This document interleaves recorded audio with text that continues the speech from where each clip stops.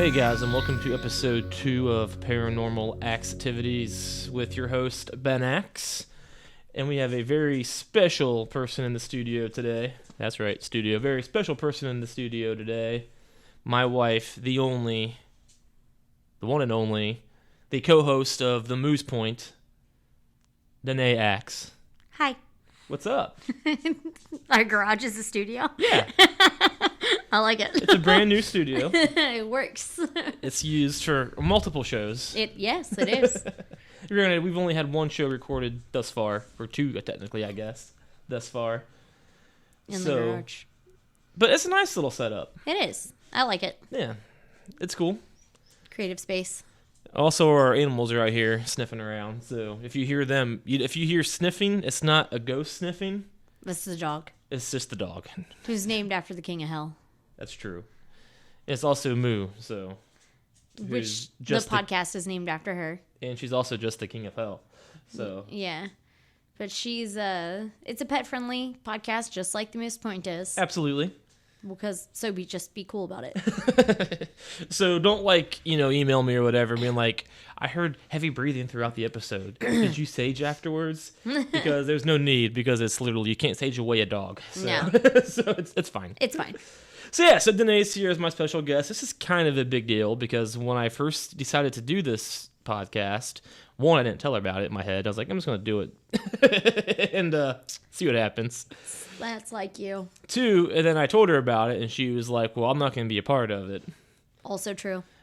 And then here she is. Now, as a full-time part, but as my very first guest and a very special guest, because your whole background is basically, not whole background, but you have a very deep background, I guess, with the paranormal universe, the spiritual universe, the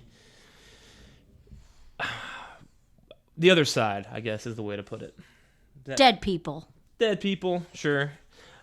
But yeah, that side of it. Yeah. And you obviously have dead people that you are still close to, and that's part of, that you're close to that side because of the dead people. Yes. If that makes sense. It makes sense, yeah. I didn't want to do it. I was afraid to do it because you kind of become a beacon when you talk about what your experiences are. It opens you up. And when you stay open, you can't really control what does happen to you. So, right. Yeah. And then, like you said, you were just going to do it anyway. And remember, we had a fight about that. We did. But but there's a reason though. Like I have a little connection to it too, and it's not from any dead person I know. I just feel like for whatever reason I have a little bit of Power. Gateway to that. I don't like using the word power. My sister says that. My sister says the word power, who will be a future guest on the show. But I don't like the word power because I'm not like Clark Kent in Smallville. Ability. Yeah. Which also Clark Kent in Smallville. But I'm open to it, I think is the word to use. Yeah. And I'm not as open as you, but I feel like I am open and shit happens and stuff, and there's a reason. And I decided to explore that. Yeah. However, we have taken the precautions. Yes. I have sage. I looked into the sage stuff. I'm not sure if I believe in the sage stuff, but I'm doing it regardless. You have to believe in the ritual. That's true. You have to believe in the power that you put behind the ritual. That's fair. And it creates a safe space. We also have an EMF reader that I'm going to have during every show, because one thing that I've learned through this whole process that you've told me, that I've read about, that I've heard from other people, is that just talking about this stuff is also a gateway and brings them in. Yes. And so using this little machine here, if it works, I don't know if it does or not, but if it works, we'll know. And we'll know to sage, and we'll know to get rid of it. Right? Right. So that's what it is. So basically, this is the whole point of this show is to not just talk about our ghost stories and, be like, oh, yeah, this story and this happened. This is Moo. She's on the table now. I don't know why she thinks she can do this, but she just took over the show. But this is the Moose Point kitten. But anyway, so this is not just about a ghost story. This whole show is to learn about what is a ghost or an entity or a spirit or a force, and to learn where they're coming from, what they're doing, connection is to it, where they're going, what the connection is, like, the whole human nature of everything is why.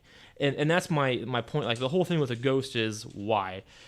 What are you doing right now? Like, for example, I know I listened to another podcast called Haunted AF. That's a good show. I recommend it. But one of the hosts, she says that she has like an Indian haunting her house for whatever. She tells her story and stuff. My whole thing is, so what is that ghost doing at like 3 p.m. right now on a Tuesday? Like, you don't see it. It's not making noises. What's it doing when it's not making noises and doing stuff? Ask him. That's what I'm saying. Like, because, I mean, and I'm not one that, I don't really believe in a haunted house either. I don't think haunted houses are a thing, which is kind of contradictory to what I do believe in, because I believe in ghosts. I've been to Waverly Hills. I've seen ghost shit happen in houses, but I feel like ghosts can travel, right? I think it's people that are haunted. It's memory that is haunted, not place. Right. And I mean, you can feel a place and you can feel something attached to it, but it would be because something powerful happened there, in that location. So it's not place, it's memory. I'm sorry, the cat just tried to stop this recording. She hit a button on the keyboard and now it says to stop recording. Hit it again. So cancel that. All right. and I agree with that. This is what happens when you let the cat walk across the laptop. I know. But that's just, but it's weird because, you say, I don't believe in haunted houses, but if I go to this house, you see the ghost everybody else sees. But maybe that ghost just wants to stay there. Like the... Their comfort. One of the most haunted places, they say, is the Lizzie Borden house. And I heard an audio tape, and it's pretty fucking damning. The person who went there, she has all of these connections with the spiritual world, just like you do, I believe. And she was trying to catch some recordings of the spirits, and you can clearly hear somebody from the attic say, "Come up here." Like, she had to play it back, and you hear in like a weird man voice, "Come up here." I can't really deny that, so clearly that house is haunted, but by me saying I don't believe in haunted houses, it contradicts each other. So I want to know why a ghost is in that location, why it chooses to stay there or is forced to stay there. I don't know the answer to that, and try to figure out what's really going on. That's the point of the show, and I think you're a person that could really help connect that bridge. Okay. You know what I mean? Yeah. Because I mean, you know stuff. So let's just talk about you for a second. So tell me your background a little bit.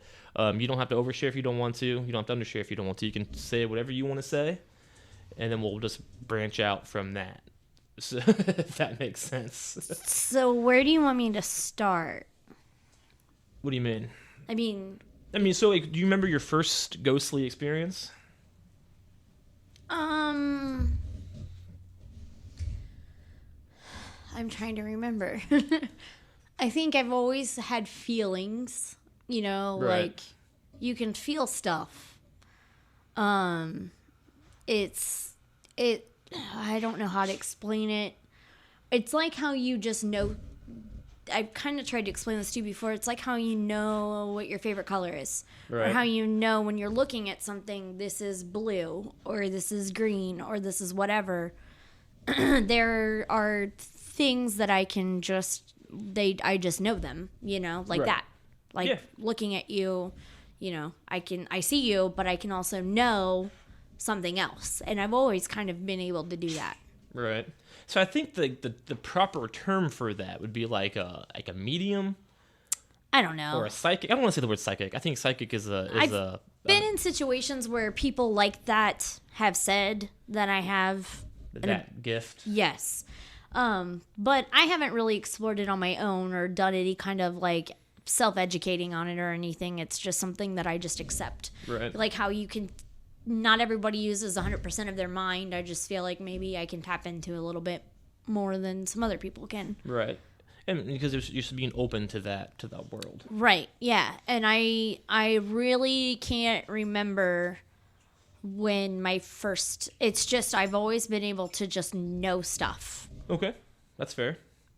So then, do you have an experience or an event, I guess, where it was beyond just knowing a situation to where like you actually heard, the more stereotypical ghost story stuff, like doors slamming, lights turning on and off, hearing weird noises, Yes. that kind of stuff.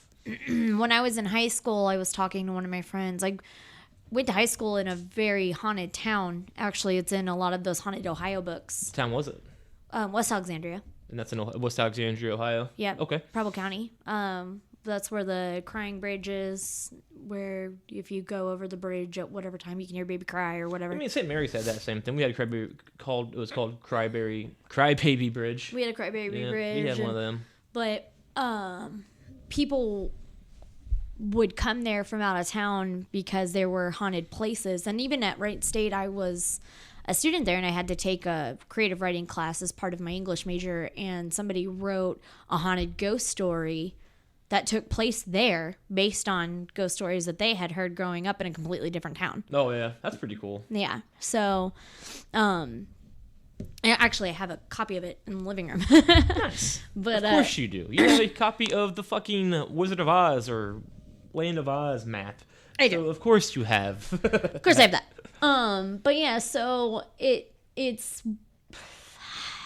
when I was in high school, there was a girl that also I think was a lot more open. The thing with me is that I knew I could do this, but it always kind of freaked me out a little bit. So I tried to put a wall between me and whatever that was. Right. Because, and I've done the exact same thing. Right. So it's like I knew it wasn't completely normal. I knew that not everybody does it. So I felt other than and would put a wall up between me and that experience. And my friend was fascinated by the fact that she could do it, which I find a lot of people are. Yeah. And that's not necessarily safe because Sure. you don't know what you're doing. Sure. And we talked to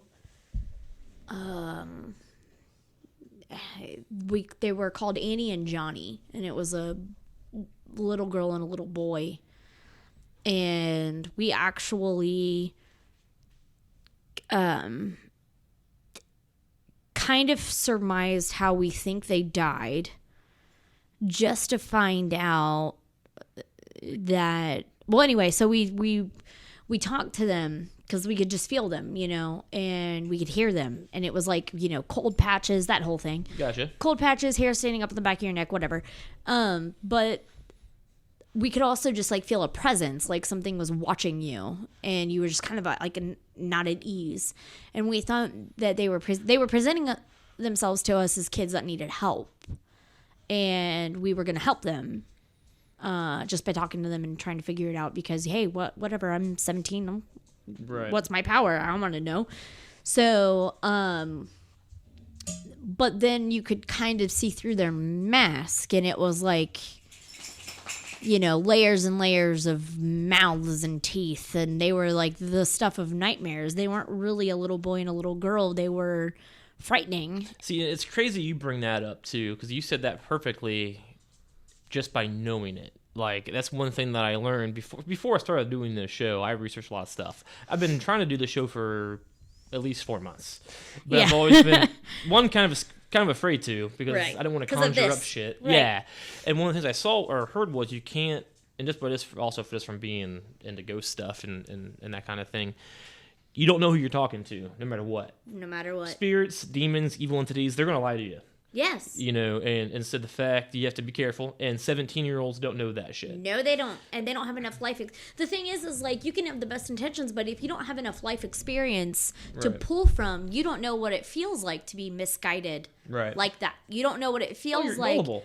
Exactly. Right. And, but it's just a lack of experience to the contrary. Sure. I mean, Like, that's life. That's why you have pure yeah. intentions, but something bad is going to happen because you don't know how to protect yourself from that because you've never been exposed to it before. Right. So this thing, like, you have to invite it into your home.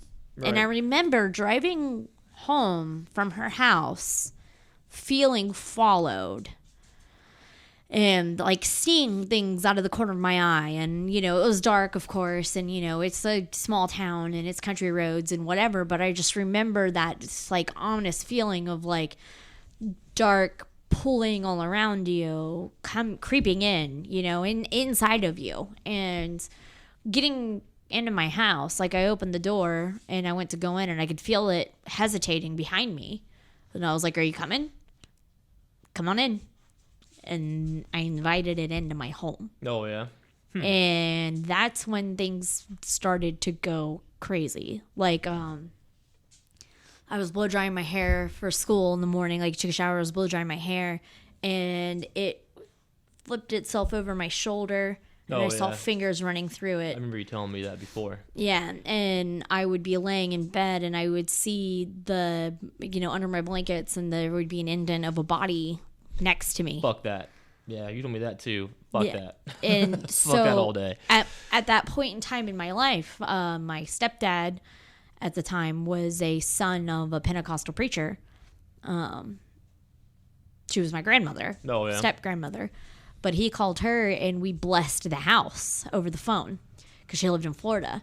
And the house, we had a landline, and it was cordless, but it was staticky on the phone. I had a phone, and he had a phone, and she would guide us through the home, telling us what to pray over or whatever. Oh, yeah. And then it started staticking on the phone. The connection would get staticky. Right. That doesn't happen. No. I don't know how to explain that because, like, now we don't use landlines anymore, Right. but that didn't happen. No, landlines are pretty solid. You could use a landline without the power being on. Like Exactly. like the power could go on. You could still talk on the phone. Right. That's what was happening. Like, the lights would flicker on and off, and she would guide us through the home to tell us, like, what to pray over or whatever. And they kept trying to get the call to drop on this landline. And it would get so bad to where she would have to yell over this interference to tell us what to do. And that was pretty violent of it. I mean, like, he got holy oil and, like, anointed the house. Oh, yeah. Yes. So with that, kind of going back a minute here, one of the things I want to do is figure out why that happened or how that happens. And one way to explore that is you said you have to let him in. You have to. I invited that into my home. You have to invite it in. My question is why? Why do you? Who created that rule, and how does that rule work? I don't. Like, why does it? Like, I mean, it's probably not a ghost. It's probably an evil spirit. It was evil. An entity, something that was never a human being. Right. That's what it is. So, but why is that rule? Like, my question is, if I was an evil demon, I'll say, fuck it. I'm gonna go do what I want. Because why can't he? You have to believe in it. Belief in the thing gives the thing power. Why? I don't know why. I mean, because it's not a physical being. So you can't, it's like, it's not like in the physical world where you're being attacked physically. You can believe in it or not. It's still happening to you, correct? Sure. I can punch you in the face. Whether you believe in me or not, I'm still hitting you and you can feel it. Sure. If you are not of this world and you choose not to believe in that thing, then that thing has no power over you. I get that explanation, but I don't understand that the explanation works, is what I'm saying. It's like, my question is, why can't that demon just say, I don't give if you can't believe in me or not, I'm going to hit you in the face, and hit you in the face? Because it's the power of belief. It's the thought. It's the mind. But how does that power originate? That's what I kind of want to explore. And I feel like doing this podcast over a long period of time, talking to people, we'll figure out a whole... Like, talking to everybody, I think we can come up with a whole picture by getting parts of the picture. Yeah, you know little pieces of it. Yeah, right. But yeah, it's crazy, and I believe all of that. I believe that you have to believe in it. And I believe that you have to be open to it, and I believe that all of that shit's legit. Yeah, I just want to know why that's legit. You know what I mean? But yeah, so that's how it all started for you. How old are you for that? 16, 17. Okay, it's like what, 2005, 6? Yeah. 2004, 2005. Yeah, okay. It was about that age that I realized it, and then it freaked me out so much that I put up a wall and ignored it for a very long time. That's legit. Yeah. And then the next time I felt it was when I was at school. I was in a philosophy class at Wright State, and there was a girl there who had mentioned, for whatever reason, part of our discussion in class, that her brother had passed away. And then like I know that you were wearing a blue shirt. Something came to me and told me, tell my sister, I'm here. Tell her I love her. Tell her I miss her. And I was like, nope. Snoped out of there. I'm super not doing that. No, thank you. And I actually ended up failing that class. I got so freaked out by the experience, I stopped going to class. I avoided that girl. Oh, yeah. That's pretty crazy. I did not want to be around that. I skipped my midterm. I skipped my final. I didn't even have the courage to drop the class. I just stopped going. Didn't acknowledge it at all. It, Had to retake it at Sinclair. that's crazy. But she, I can remember what she looks like and everything, and I feel like her brother's name was like David or something like that. But he told me his name. He tried to tell me something about swimming. He was giving me details to talk to her to make her believe me. And I was like, that's nuts. No. Peace. Right. And a couple of experiences of that, and the TV in the living room. I was living at home and commuting to school. The TV in the living room broke. It was turning itself on and off in the middle of the night. And it happened to where it was like, I thought my parents were leaving the TV on and going to bed and not turning it off, even though it was very unlike them. Right. And they thought I was doing the same, even though it was not like me to do that. So we just kept thinking somebody, and then it came up like, hey, you left the TV on again. And I, got up to go to the bathroom, and I saw that it was on. So I turned it off, at 3 a.m. or whatever. And they were like, I turned it off. And then they started paying attention to it. And the TV was turning itself on and off, on and off, on and off. So they had to buy a new TV. That's insane. Yeah. And that happened to us a couple of times in our old apartment, that our TV would just turn on by itself. Yes. Turn Yes, off it did. by itself. I mean, it wasn't like every day, but every once in a while. Yep. Like we'd be sitting there talking, and it would just do it. What I pull from that is that brothers like electronics. That's, yeah. Because I have a little brother that passed away after that story. My brother passed away, and he messes with electronics. I mean, I think, and that's just the internet. That's why this is what we have here is an EMF reader, and it it Picks up on that. picks up energy, and so I feel like spirits of deceased people have that energy, and that's why they like it, because they can actually connect with it, utilize it. Right. So they can turn off TVs, they can flicker lights, they can do weird shit with electronics because it's the same kind of energy. Right. Yes. So yeah. Yeah. But yeah. It makes sense when you do that. So like my original story, my first time experiencing whatever it was, that was my high school thing. But then later on in life, a few years after that, is when that girl's brother tried to talk to me, to get me to talk to her. I wish I would have had the courage to do it, but I didn't. It's a weird thing. I mean, it's always, you can't go up to somebody and be like, oh, hey, your deceased person that you love is telling me stuff.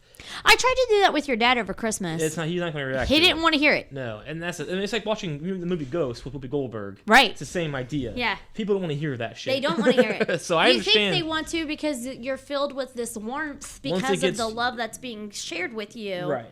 But once it gets real, and I get that completely. And my sister even asked me that shit. I get awkward because she says she goes to these psychics and mediums and stuff. Yeah. And she'll try to bring up my grandmother who passed away when I was, whatever. 14, you said. Yeah, it was 2001, however it was back then. But, like, I don't want to hear it. Like, it's not. When it comes Why don't you, though? I don't know.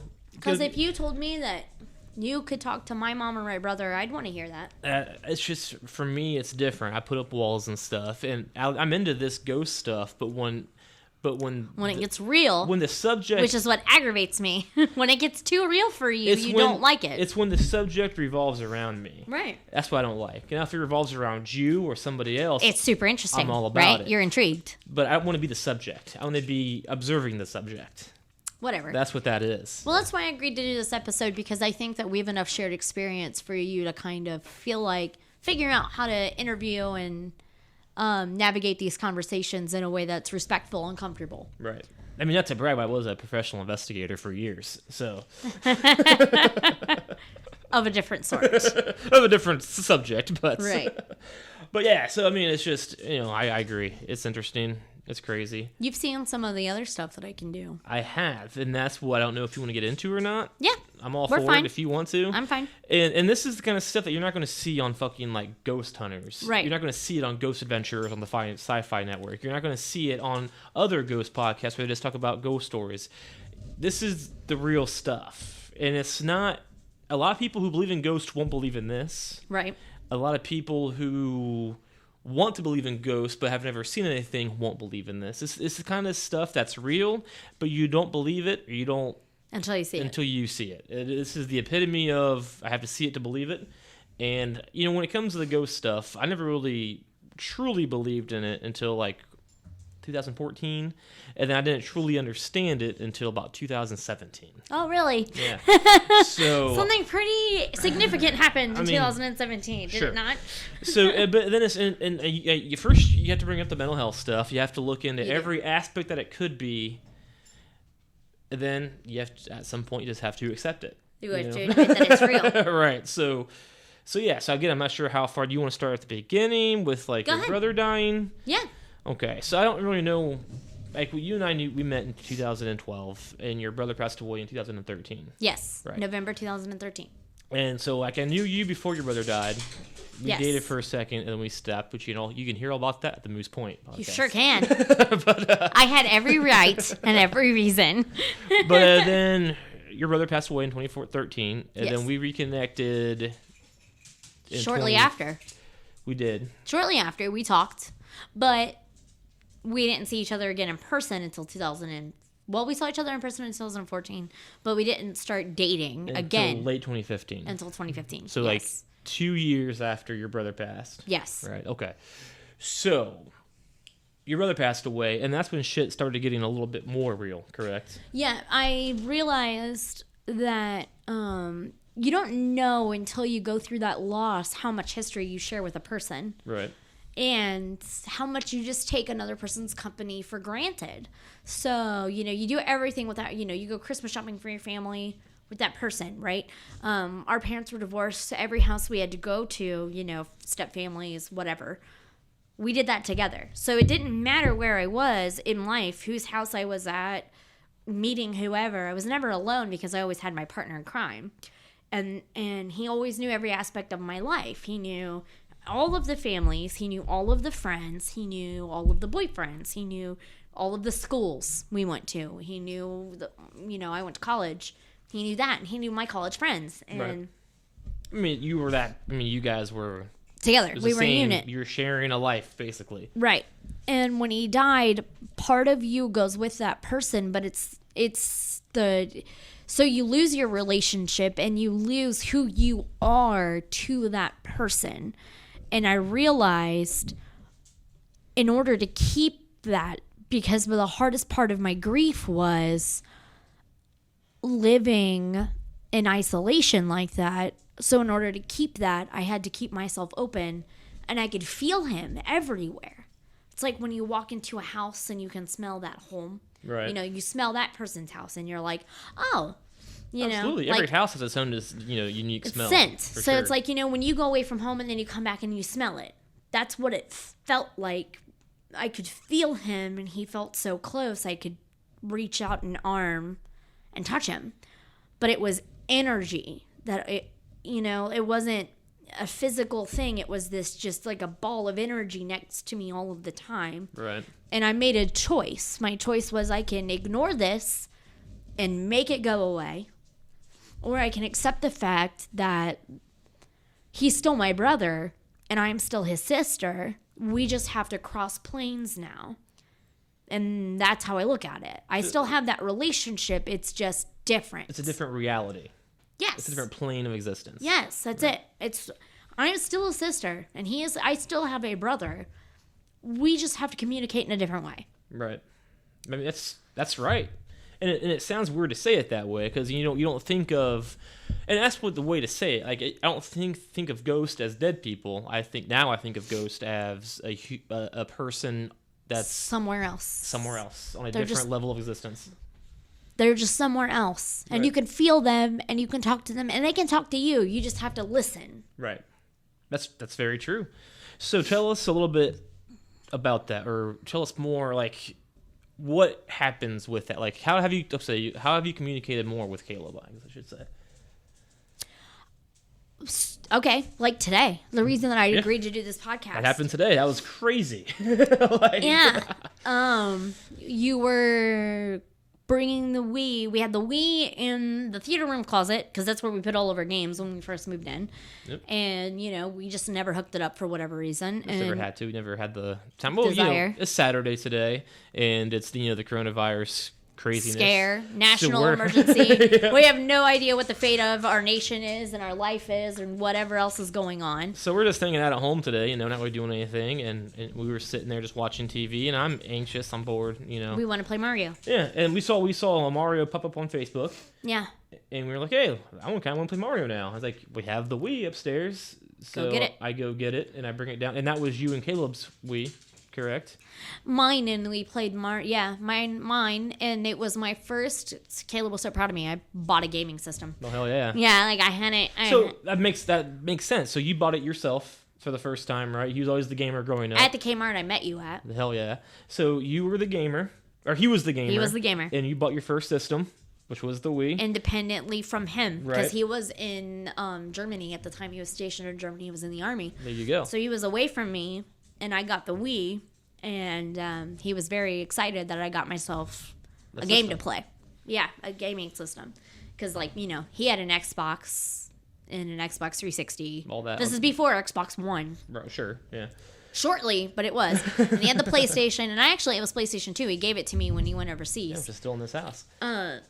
Yeah, so he was very proud of me and excited for me that I got myself a system, and so you were bringing it downstairs so we could play Mario, and Caleb and I had played Mario together on it whenever he came home on leave, and we were going to play together, and So have you guys ever played Mario together on there? yeah, we had. Okay. The first world, the first that I won't delete, that was I Caleb. Me gotcha. and Caleb played that. All right. So the smoke detector started chirping. Like, and just to set the tone to make it sound like more than just a dead battery in a smoke detector, it wasn't going off at all before today. We haven't cooked. We haven't done anything to make it go off. Yeah, it's a dead battery, sure. But I just reset it and it stopped going off. It's the same battery. It's the same battery. Same battery. Oh, okay. I don't have any replacement batteries, so I just hit the reset button and hasn't gone off since. But the coincidence is unreal. It's the middle of the day on Saturday. At the time, what time is it now? It was probably around 1 o'clock. No, it was 11. 11 o'clock. It was like 11:30. It was 11:30, and we had been up for a while. We got up at 7. Yeah. Watching TV. I literally went up there, found it. As soon as I walked downstairs and sat it down on the table, Carried it to me, said, I found your Wii. put Let's it play down. Mario. Beep. And what's the first thing I said? Dewey? Yeah. Is his nickname Dewey? I mean, it was the exact that time is unreal. Yeah. Like you couldn't plan that. Like, you know what I mean? It was crazy. And then I didn't know you had an EMF radar until then. Right. And you came out and you got it. And it I lit said, up. hi, Dewey. And it lit up all bars. Oh yeah, with not being around any electronics, I even tested it so I know. It was by the front door. Yeah, it was. It was by the front door. And our phones are like, when I got this thing, I tested it around to make sure I know how close it has to be to electronics for it to light up and stuff. Like, I know how this shit works. And yeah, it lit up by itself when you called out for Dewey. And Yeah. it stopped because I started to tear up, and he doesn't like it when I cry. Right. But so that's how that works. And the first time after he died, I just remember you want to talk to that person because it's overwhelming when somebody dies, so you got to do all of that prep work. You got to pick out the clothes, right? And you got to pick out the casket. You got to pick out all these pictures and stuff. And then they make a DVD to play, in the background. And you have to pick out 40 pictures out of all of those pictures. You have to pick Sure. out a top 40 to play on that DVD. And then there's the music and the speeches and who's going to give the speeches and where are people going to sit and what are they going to wear and whatever. And everybody has an opinion. And all of a sudden, all of these people come out of the woodwork to talk about how important they are to this deceased person. Yep. And that's the biggest thing that is the most annoying thing is that when somebody dies, all of these people come crawling out of the woodwork to talk about how important they are to the dead person. That's absolutely correct. And it's frustrating. Sure. Yeah, that would be absolutely frustrating. And I just remember the person I would have talked shit with just happened to be the person that I was burying. Right. But reaching out for him. And he came to me nervous And he was like afraid to make me cry. He didn't want to hurt me. And he was like, if you're okay, I'll stay. And I was like, don't leave me. And that's how it started with him. So right after he died was basically when it started? Minutes. Yeah. Minutes. When I saw him, we saw his body. And it was probably the worst thing that you could do, right? If you can imagine. We go to this person's home, and he's laying on the floor. So it's me and my mom and my stepfather, and we walk up to this house, and this people, it was like a friend of his. He drove his car out there because he just bought the car, and he went to a party, and he spent the night, and he just did not wake up. And at 8 a.m, earlier than that, my mom got the call. And I was at work, and my stepdad came to get me, and I got in the car, and I just remember knowing something awful happened. And I said, please, I didn't say what happened. I said, tell me it's not my mom. And he couldn't answer me. And before he put the car in drive, I was like, answer me. Who is it? And he said, it's a Dewey. And I said, he was just in an accident, right? We're going to the hospital. And in my head, we're just going to go to the hospital. Everything's fine. No big deal. And he said he passed. And I said, nah. And that's the last thing I said for like 15 hours. I didn't speak. And we went back to the house, and we picked Mom up. And we drove out to this lady's house. And it was like, mom of a friend or whatever. And there were cops there. And there was an ambulance. And we walked up to the back door. And I took a step back, and I leaned up against a tree in the yard. And my mom, the guy was telling my mom, you're going to want to touch the body. Don't touch the body. You're going to want to do that. And he kept saying my brother was the body. You don't want to. And the whole time I'm thinking, like, this is a mistake. This isn't going to be Caleb. This is going to be somebody else, whatever. Like, this is so stupid. We're in the wrong. This is not it, Right. I have a whole line in my head of like how they're wrong and how stupid they are, and I'm just feeling bad for the family that this is happening to, because it's definitely not happening to me. And my mom's doing this with her hands where she's telling them to hurry up and finish talking so that they can get out of her way. Right. And she leans into the room and she screams. And my knees buckled, and I caught myself, and I watched the birds take off that were startled by her screaming. And then I said I didn't talk for 15 hours. It was more like an hour and a half. No, I mean, same thing. Yeah. I get that. I walked up to the house, and I said, can I see him? And they said, what's your relationship to him? And I said, I'm his sister. And I saw him. And immediately, I could see him on the floor. But at the same time, he was standing in front of me. He was saying, keep it together. Do not do this right now. Now is not the time for you to break down. Mom needs you.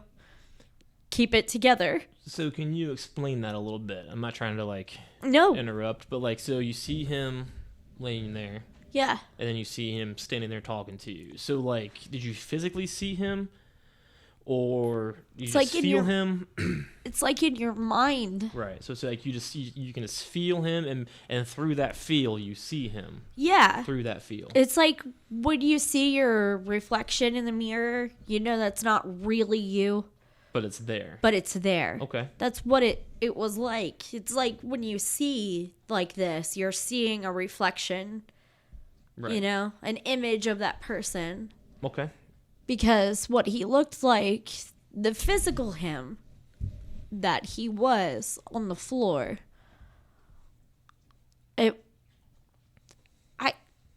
I know that that was his body. But you don't realize until that body isn't animated that a person is not Their body. Right. Yeah, they're not. They're what is inside of them. So whatever it lived inside of him was in front of me saying, do not do this right now. Now is not the time. Mom needs you to be strong. So I said, okay. And I did. I said it out loud. Like, okay. And I took a step back. And I went over and I leaned up against his car because his car had his hat in it. And I thought it was weird that he wasn't wearing his hat. So he always wore a hat. And his car... Was he bald? Balding. Yeah. See, I don't wear a hat. I'm balding as well. He always wear a hat. And his hat was in the back seat of his car. So I was leaning up against the back door to his car. And they said, how old are you? And I said, I'm 25. And they handed me the keys to his car. You got fucking carded to drive a car? To drive my brother's car home. I see. And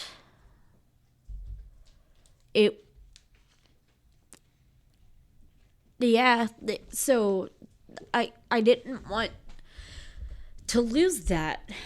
And when I watched them take him out of the house on the gurney in the bag and lift him into the ambulance and drive away.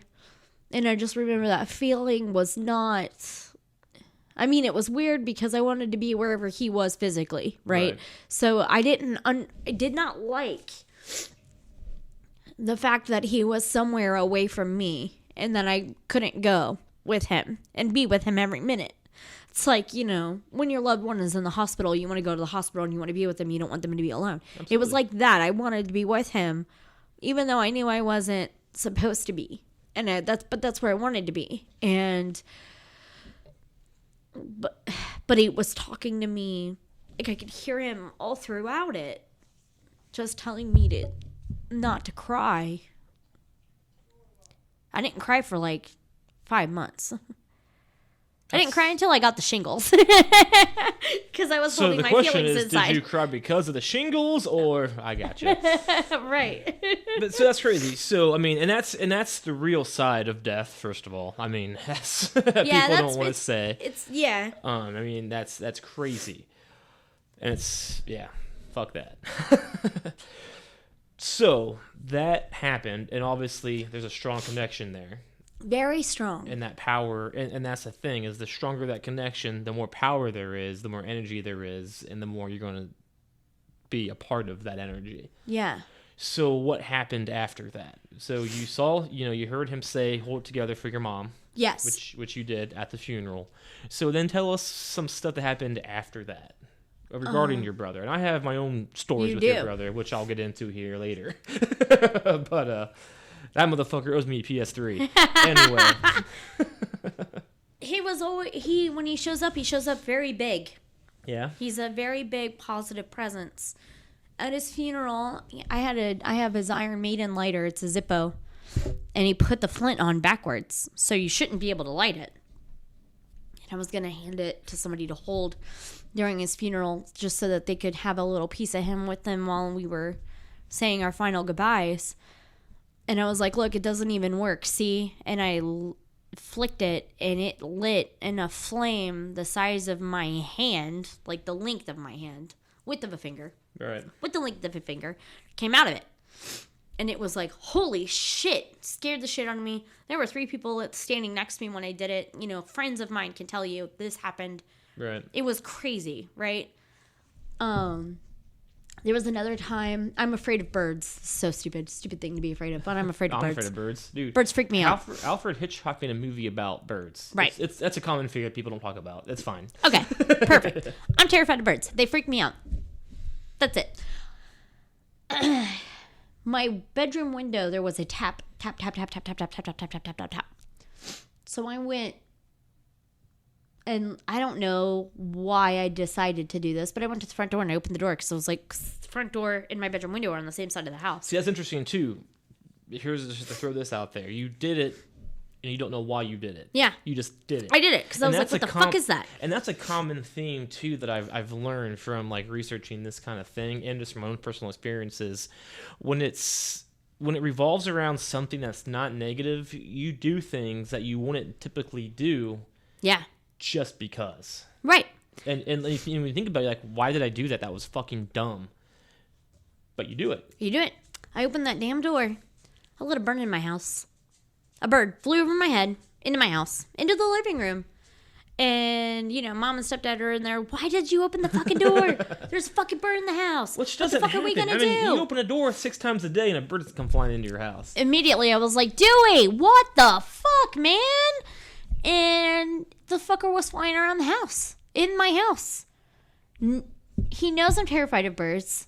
Sicks a bird on me. That damn bird was tapping on my bedroom window, and then I opened the door and it flew into my house. And it's also funny you talk about birds with Dewey because from other, this is twice now. I don't mean to do this, but I'm doing it anyway because it's relevant. But the Haunted AF podcast I listened to, they talk about ghost stories, and a lot of these stories have birds.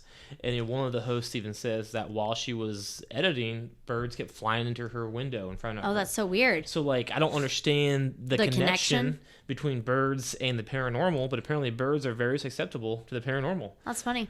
I mean, it's crazy. Yeah. And you're not it's not just you, it's not just them. If you look up ghost stories, you will hear and see a lot of birds flying into windows, a lot of birds flying into houses. Yeah, the bird full on came into my home. And then so here's what happened.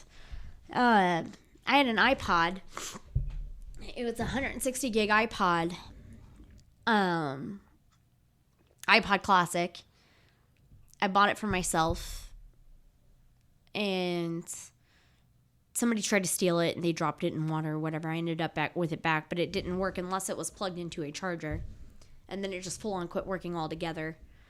That sucks. Yeah, it really upset me. It had my entire fucking library on it. And if you guys don't know Dena personally, but if you did, you'd be like, damn. Yeah. How that's how you create a murderer. It is how you create a murderer. You are correct. That was the most vile thing you could do. Right. So anyway, my brother was really jealous about the fact that I had an iPod. And I might have given him my broken iPod. Jesus. With a note that said, haha, it doesn't work. Bitch. With my least favorite pair of headphones. Haha. Dang. Talk about hand-me-downs. I know. And I put it in the breast pocket.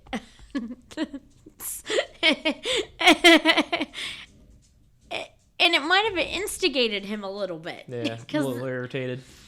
Because from then on, it just felt like prank after prank after prank. This bird gets sicked on me in my home. We went out and we would always put out a Christmas tree for him at the cemetery and decorate it with these solar lights. It was just a little tree. Right. And probably about the size of, this bottle of wine.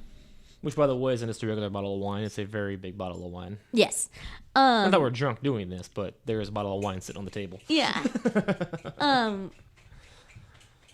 But I was making some kind of a joke about him having a tree, being center of attention is always, the favorite, the little brother, whatever, because it was me and my mom. I'm a younger brother. I totally get that. Yeah.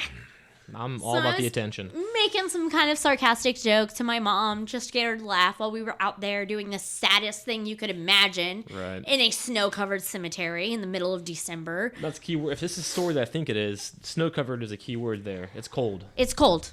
Right. The ground is hard. Right. That's the same story I'm thinking of then. So, yeah. And I sunk in his grave, 1 foot sunk to my knee.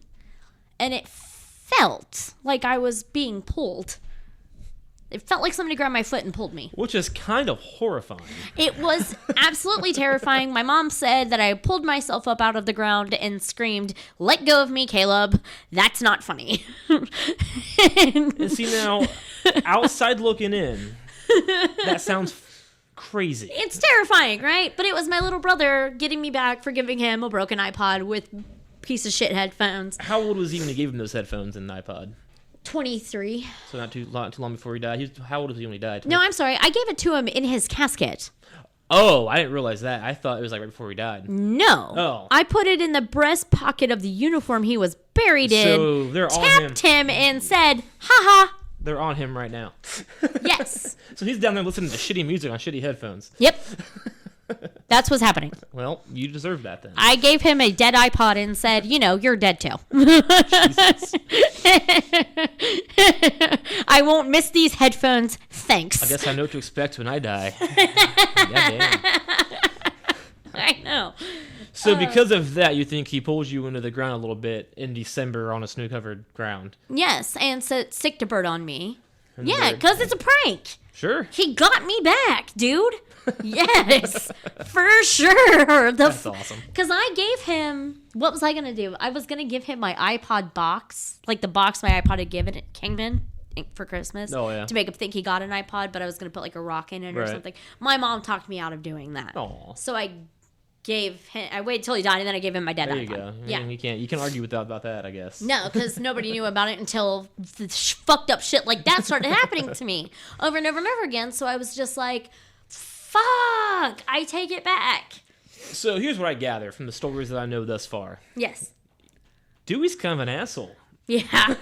He's funny, though. He does it in good spirits. Right? You know? Because those two things happened. I know your stepfather's story, then my story. When I think about all those three things at the same time, He's a little jerk. Jesus. Yeah. Like, I know. I want to sage this fucker. Like, Why don't you tell the people what he did to you? okay, so he died in 2013. He knew about me through you and your mom. He knew my name. Yep. However, we had never met. Oh, no. Yeah, he knew about you because I would read our text messages to him and he would laugh. Right. And there was that one time we were hanging out, talking, and he asked me in all seriousness, hey, you're about to graduate from college. Like, when are you, When you get your life together, older Right. sister. Yeah, I'm in the military. Hey, we're adults now. When are you going to be an adult?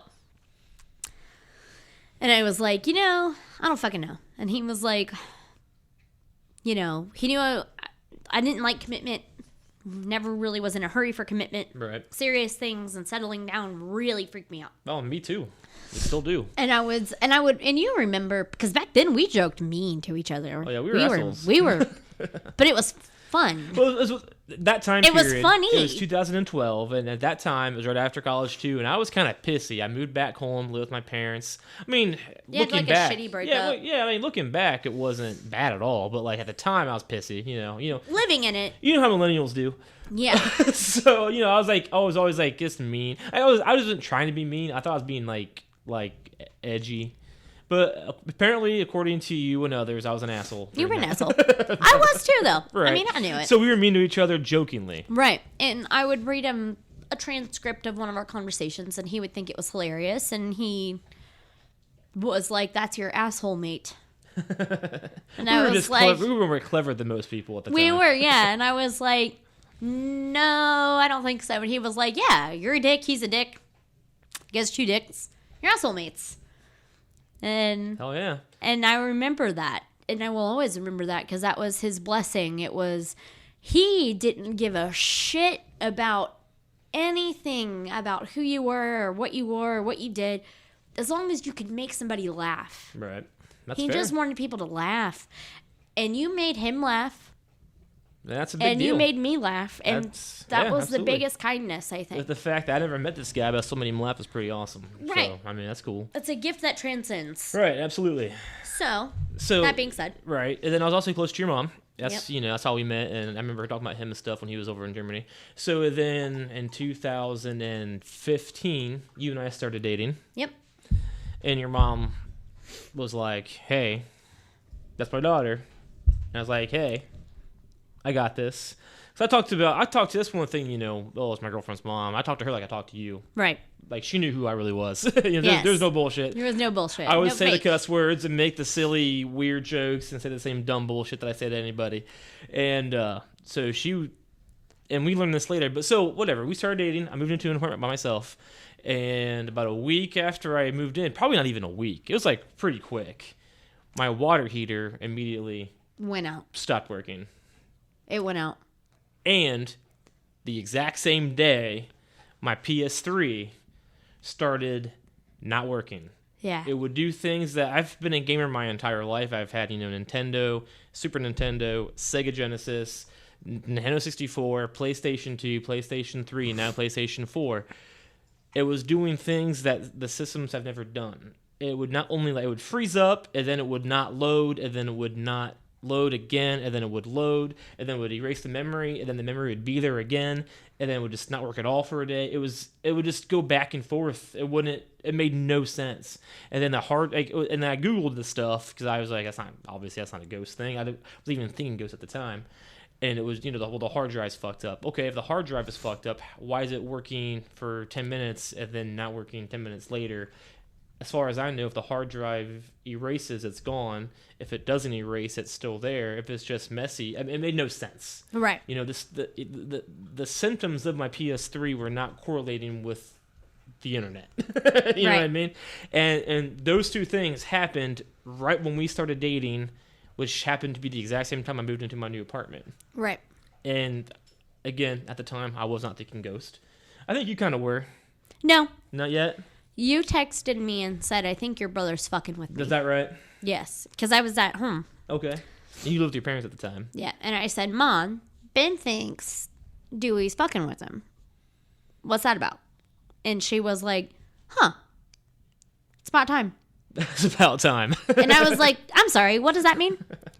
And she was like, well, I had a talk with him about the fact that he still needed to be a brother to his sister.